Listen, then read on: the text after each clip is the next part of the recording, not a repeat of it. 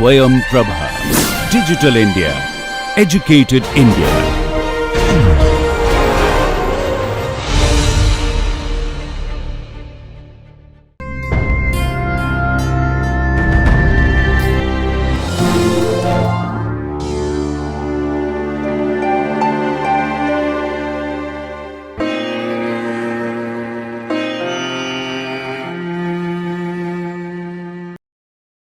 Hello friends, welcome back to this lecture series of BSc with Chemistry, discipline specific elective of quantum chemistry, spectroscopy and photochemistry.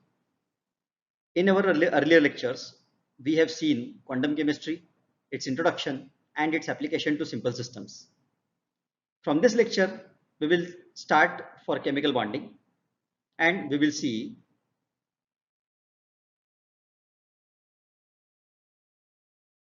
the introduction to chemical bonds, Born-Oppenheimer approximation, valence bond approach, molecular orbital approach, linear combination of atomic orbital, molecular orbital treatment to hydrogen molecule ion, bonding and antibonding orbitals. Friends, we all know that atoms form bonds with other atoms in order to have a full outer shell of electrons like the noble gases. If an atom has too few or too many valence electrons, it will have to gain, lose or share those outer electrons with other atom in order to become satisfied or more stable. There are many types of chemical bonds that can form, bonds. However, we know majorly three types of bonds: ionic, covalent and metallic bonds. Now, in these bonds, say first consider this ionic bond, wherein these ionic bonds are formed due to valence electron of metal atoms. Those are being transferred to usually non-metal atoms. Say for example, you can take example of NaCl. So basically it is formed between the metal atoms and non-metal atoms, wherein a metal atom electron get transferred to non-metal atom to form an ionic bond, and thereby the metal atom creates a positive charge, whereas a non-metal atom creates the negative charge. The best example is NaCl molecule that has formed by transfer of electron from sodium to chlorine. Similarly, if you see for covalent bond of this type, this covalent bond is formed due to valence electron sharing between two atoms to form the covalent bond. Usually non-metals have tendency to form covalent bonds. The electrons are attracted by positive nucleus so that the atoms are bonded together with the balanced nuclear electronic forces of attraction and interelectronic and internuclear forces of repulsion. It is important to note here that the molecules are not connected to themselves through the covalent bond, but the atoms of molecules are bonded through the covalent bond as a small units of molecules. They are bigger as such. Thus, molecular substance is a collection of large individual molecules bonded through atoms with a covalent bonds between them. As such, individual molecule is free to move within the substance. Now we know that covalently bonded atoms can share one or two or three or even in cases 4 pairs of electrons, usually known to be the single or double or triple or quadruple bonds sometimes respectively. For example, the large structures like DNA, carbohydrates, lipids or even proteins in human body are the examples of covalently bonded substances. Moreover, we know the other category, that is metallic bonding. Now in this case, the valence electron in the outermost shell are shared commonly with many other atoms in the surrounding. It is like a sea of electrons where every atom has donated its electron to this ocean of the pool of electron, and thus is a positive center, and hence these positive charge centers will always have attraction towards the electronic charge C. You can see in this figure, this red dust can be considered as the electron charge C, and these positive centers are always be attracting in this environment. Now, reason being, each atom can slip over one another, which is the reason why metals are malleable and ductile. However, in this lecture, we will focus on the covalently bonded atom and the valence bond and molecular orbital approaches, wherein we can see the linear combination of atomic orbital, molecular orbital treatment to hydrogen molecule ion and qualitative treatment to hydrogen molecule further. So, the basic question that one's mind should arise is how atoms are held together in molecule, or what makes molecule stable. Now, these questions are really interesting to understand. That is why we say nature is miraculous and is beautiful.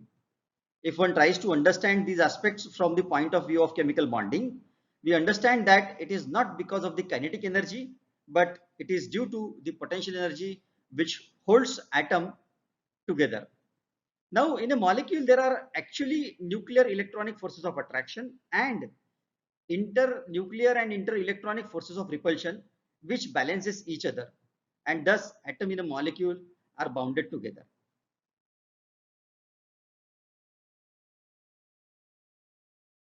In order to understand the chemical bonding in detail and its mathematical treatment and its qualitative treatment, we first need to understand the Born-Oppenheimer approximation. Now, in Born-Oppenheimer approximation, what is important? Say, for example, if we consider a system of n nuclei and p electron. Say, for example, this is one exemplary diagram we have taken over here. 2 nucleus and 2 electrons are taken over here. So let us say the system is of n nuclei and p electron, and the Hamiltonian correspondingly in terms of coordinates of the interatomic distance and interelectronic distance can be given by capital R and small r respectively. You can see here. So the Hamiltonian is that way given by this particular equation number 1, wherein h cap is equal to minus of this term, wherein you can see this capital Mi, and then the second kinetic energy term, that is small mj, which corresponds to electronic part. This capital M term wherein involved this term is corresponds to the nuclear part, and plus potential energy term. Now, this potential energy term is given by this particular part, wherein you can see we have taken care of all types of electrons, say for the kth nucleus electron, lth nucleus electrons. What we have got is number n is the number of electrons, p is the number of n is the number of nucleus, p is the number of electron, and from that point of view, we have taken care the forces of attraction. In this figure, if you see your capital Mi is the mass of the ith nucleus and small m is the mass of the electron. That this way, if you try to write here. So Zk is the charge of the atomic number of kth nucleus of this kind. Rjk is the force of attraction, or there is the potential, attractive potential in between this nucleus and this electron, this nucleus and this electron, this nucleus and this electron.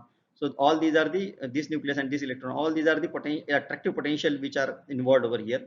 However, there are two repulsive potentials that are this in between K and L, that is capital RKL, and this is electronic, that is RMJ, J in between J and M. So all these terms are taken care in this potential energy term. So when we try to compile this Hamiltonian in this form, so the first particular term goes for this kinetic energy operator, that is due to nucleus part, and therefore it is given as Tn of R, which only depends on this particular length R. And whereas the other part of this Hamiltonian is electronic Hamiltonian or electronic molecular Hamiltonian, which is dependent on small r and capital R both. So from this point of view, if you try to see the Schrodinger wave equation, the Schrodinger wave equation is given by this particular form, h psi is equal to E psi. Now in this case, the electronic operator, that is H E R of R, describes the motion of electrons for fixed position of nuclei. That is, it depends on the position and not the momenta of the nuclei.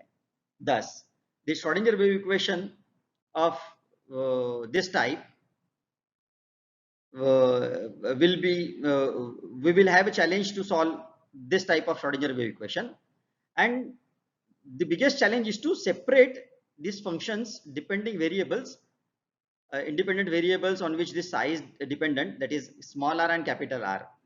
So to separate the Schrodinger wave equation due to the electronic motion, Max Born and Robert Oppenheimer proposed an approximation that since the nuclei are several thousand times heavier than the electrons, they may be assumed to be stationary while electrons move.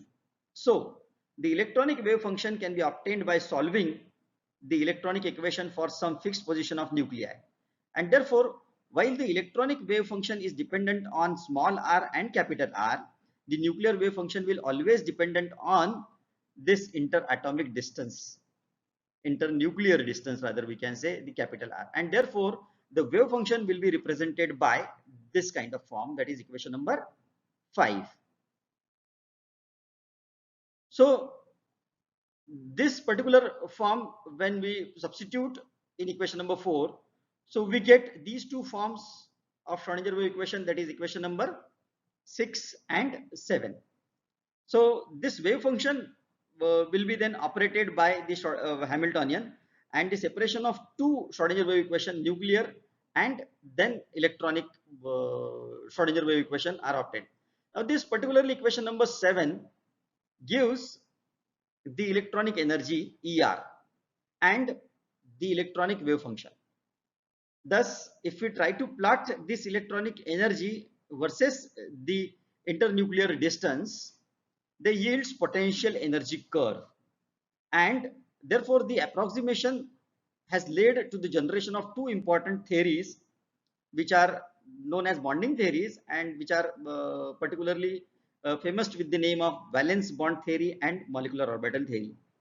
In this lecture, our major task is to preliminary see what are the postulates and their application nature of the valence bond theory VBT and molecular orbital theory MOT, and the LCAO MO approaches for the sake of understanding the molecular bonding, and further its application to hydrogen molecule ion.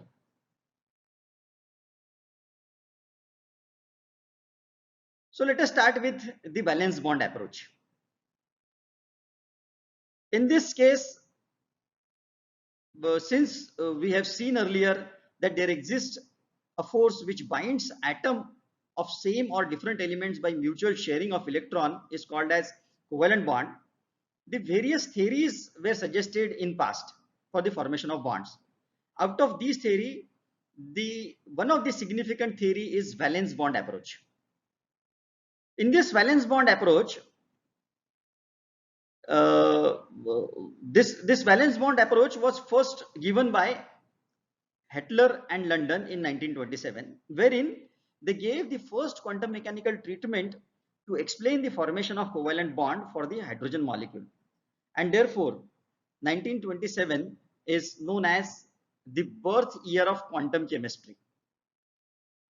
Later on, this theory was improvised by Linus Pauling and J.C. Slater in 1931, in which they took into account the directional nature of the covalent bond, which predicts the accurate geometries of the molecule. Let us see the Hettler-London approach and its postulates.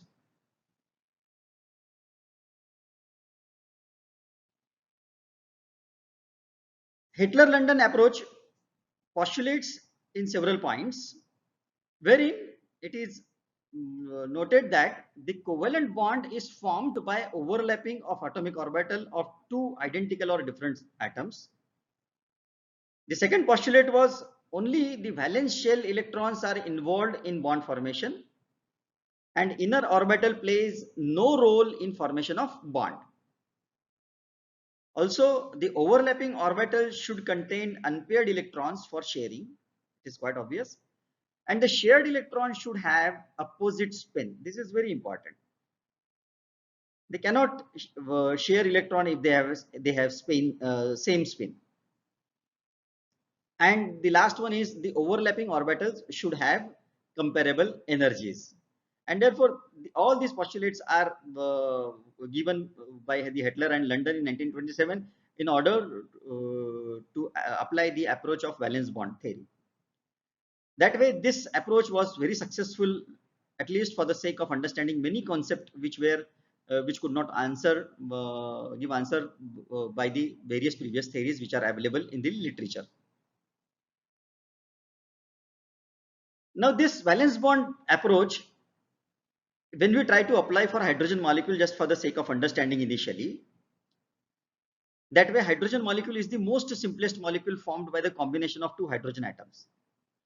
And both the hydrogen atom contains one electron each, that we all know. Now let us label the two hydrogen atoms as HA and HB.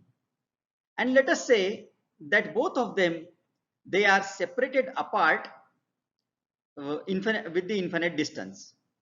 What I mean by infinite distance separation is they do not have interaction with each other.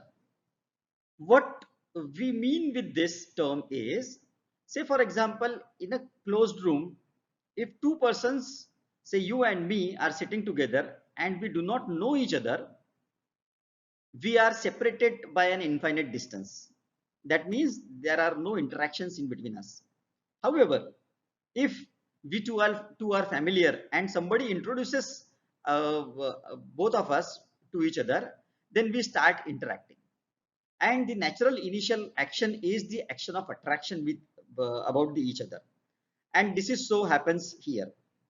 When this molecular or atomic orbital or atoms of HA and HB, say separated by large distance, as they approaches each other and they start interacting each other at some distance, so they feel attraction, and this attraction can further lead to closer and closerness of these two atoms. They go on coming closer and closer in this fashion.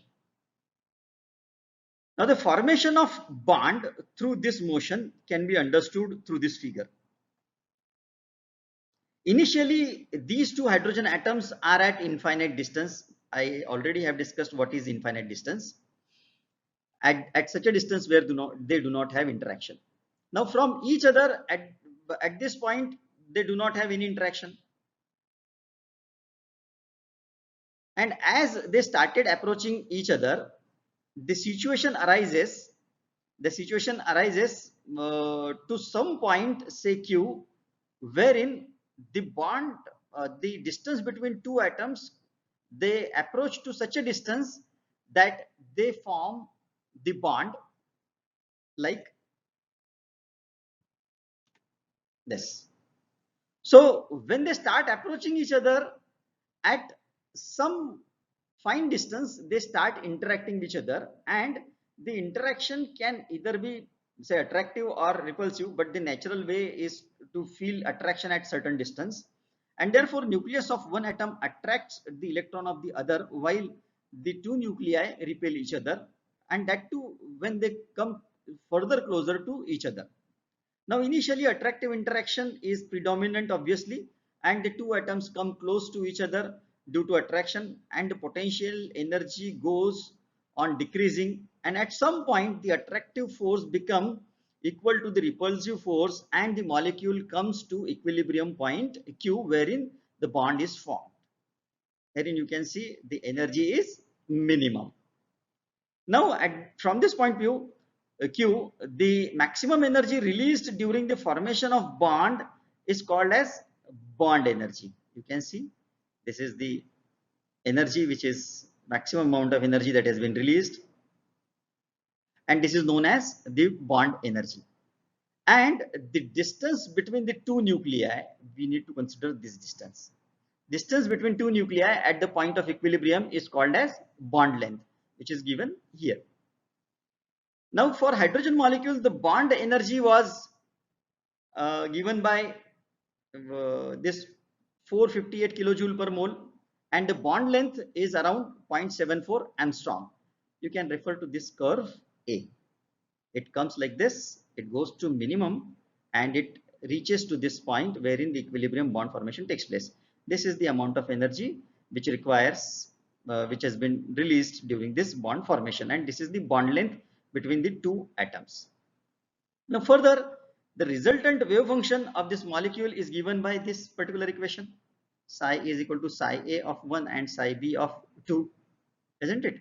Because we have got two nucleus and two electrons. Now, if somehow the atoms are brought still closer, the internuclear repulsion becomes predominant in this case, and potential energy increases to such an extent that bond breaks and atoms get separated apart from each other in this fashion. You can see here. So this is due to the repulsion between two nuclei. When they come further closer, these two nuclear repulsion, they becomes dominating over each other, which dominates over the nuclear electronic forces of attraction, and therefore the bond further breaks. Now when this equation particularly for this particular system is solved for the value of bond energy and bond length, these values were found to be 24 kilojoule per mole and 0.90 angstrom, and it follows this curve B. So actually theoretically it should have been this, but experimentally we found that this is at this level. So this blue curve represents the theoretical approach of two hydrogen atoms when they combine to form a molecule. And this orange curve B, it shows the experimental values if you try to apply this Hitler-London approach, wherein they are far apart from the theoretical values of this energy and bond length which we have seen. And therefore there should be a correction to this particular approach.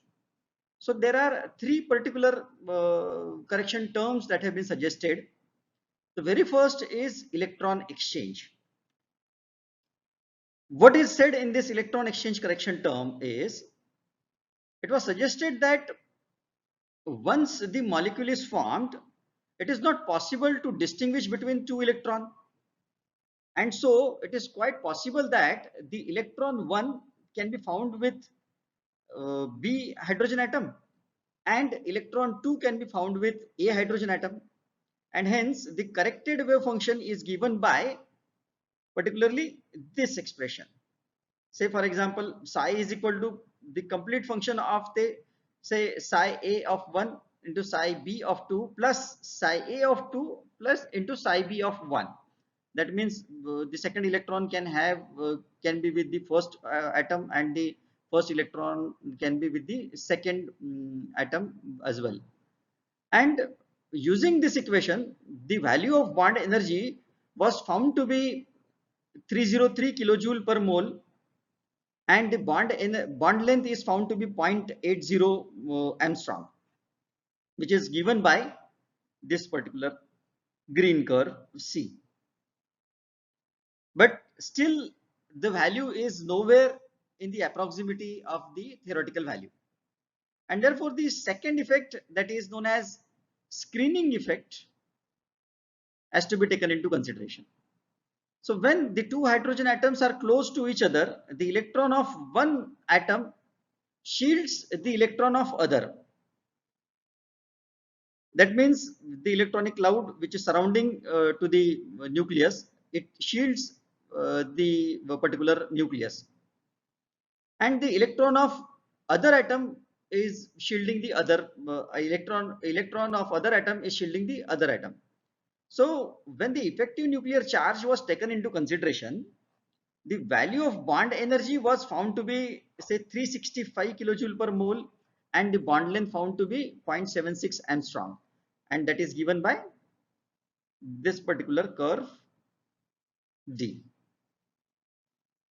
But still it is not closer to the theoretical value, and therefore the third correction in the form of ionic character has to be taken into consideration. So what is suggested in ionic character correction factor is, it may be possible that both the electrons may reside for some time with, say, first hydrogen atom A hydrogen atom, and remaining time with B hydrogen atom. And in that case, you can see from this equation, and in that case the molecule will be ionic and the wave function is given by equation number 10.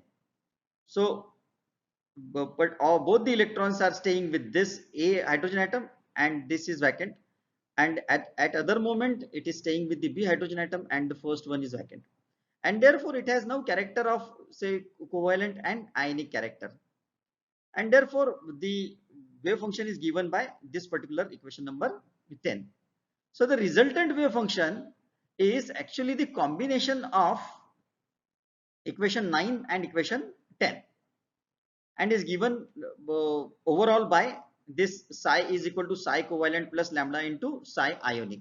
So both the part, covalent part and ionic part, is involved over here, where this lambda is called as the mixing coefficient, and it is the measure of the extent of ionic character in the covalent bond. From this equation, the bond energy was found to be 388 kilojoule per mole, and the bond length is found to be 75 Armstrong. So these values are fairly closer to the theoretical value, although not exactly, but then it is fairly closer to the theoretical value, and therefore these three correction terms are considered to be the appropriate corrections to this valence bond approach. Now, if the two electrons have parallel spins, the bond formation is opposed and there is no attractive force, and this leads to increase in potential energy continuously, and it is shown by this curve F, wherein in this curve F it is shown that it does not come down to this particular value of energy, and therefore it shows the repulsive kind of interaction.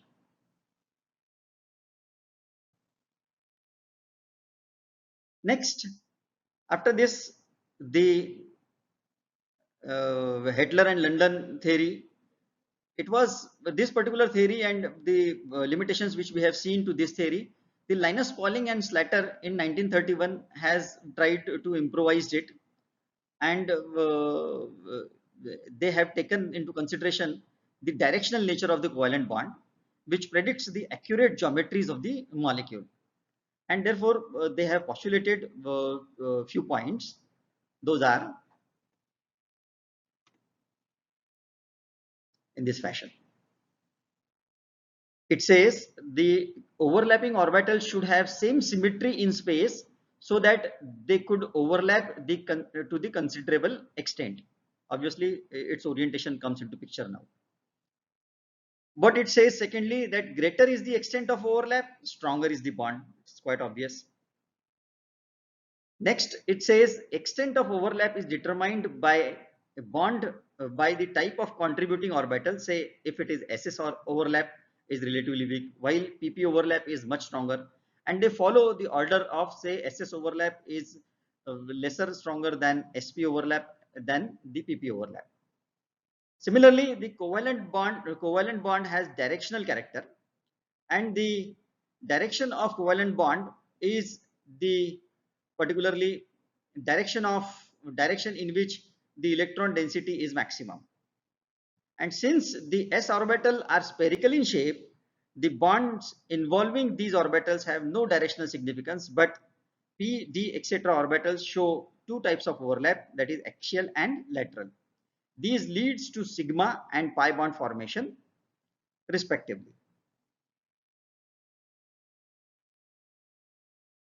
So now let us see the limitation of valence bond theory. The valence bond approach could give answer of many unsolved mysteries of bond formation. However, there were certain points which still further are unanswered based on this valence bond approach. And to name a few, say that this theory only explains the formation of covalent bond, Obviously, this is formed by the sharing of electron from both the bonded atoms.